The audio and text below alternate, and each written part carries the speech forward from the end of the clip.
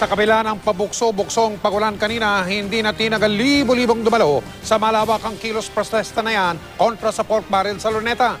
Kitang-kita ko po mga kapuso kung gaano kasidhi ang kanilang kagustuhang mawakasan na ang paglustay ng ilan sa pera ng bayan. Pinaghirapan ng mga Pilipino, tapat na nagbabayad ng wastong buwis at narito po ang aking report. Ngayong araw na mga bayani, ang mga boss ni Pangulong Noynoy Aquino nagkaisa sa Luneta para sa binansagang Million People March. Iisa ang panawagan, ang tuluyang tanggalin ang pork barrel o ang Priority Development Assistance Fund. Bagaman may isang layunin, hindi lang isang grupo ang nagtipon-tipon. May nakilala kong mga doktor, may mga nurse, mga seminarista at madre, mga Muslim kasama ang mag-asawang Robin Padilla at Mariel Rodriguez, solo parent, pamilya kasama ang kanilang mga anak na gumawa pa ng sariling placard kontra pork. Gawa ko to. Lalaki, babae, bading o lesbian, lahat may pakialam. Para kahit paano makapamahagi kami sa pag-alis ng pork barrel. Nakakaban ng yaman ng bayan na ninanakaw ng mga politician. Damay din kami sa pork barrel na yan dahil siyempre isa rin kaming Pilipino ay kailangan maalis na yan. Hindi lang naman siya issue ng ilan. Issue siya ng lahat ng taxpayers.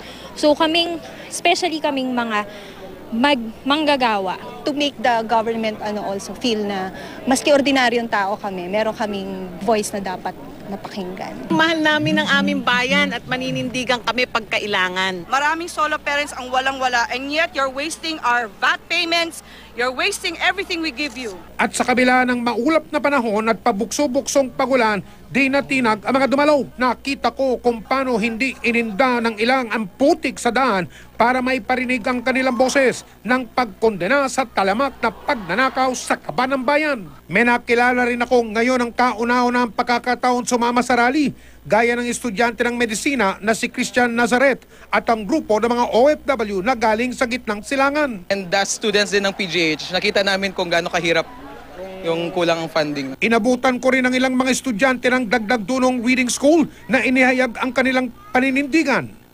Lahat sila edad 12 pababa na galing sa Singalong, Maynila.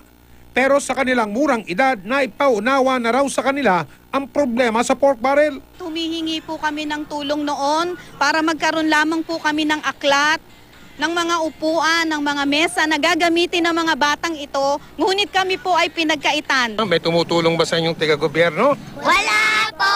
Sige. Ano sinisigaw niyo dito ngayong umaga? Not a pork barrel! Karamihan sa mga dumalo may suot na iba't ibang tinatawag na statement shirts na pawang kinukundina ang pork barrel. Kahit aso, hindi na pahuli. Ang beagle na ito, may suot ding statement shirt. He's a taxpayer. Whenever he buys dog food, at point of sale, he pays VAT, di ba? And also for veterinary services. So he has an interest in the issue, hence his t-shirt. Likha nyo to lahat. Tawag pansin din ang higanting imahe na ginawa ng isang grupo na galing pang Angono, Rizal. May mga nagdala rin ng tinapay na hugis baboy. Sa dami ng mga Pilipino na nakiisa, isang banyagang taga-Germany ang napahanga. I have to say I'm really impressed because I never experienced something like this. So I'm really excited to be here right now.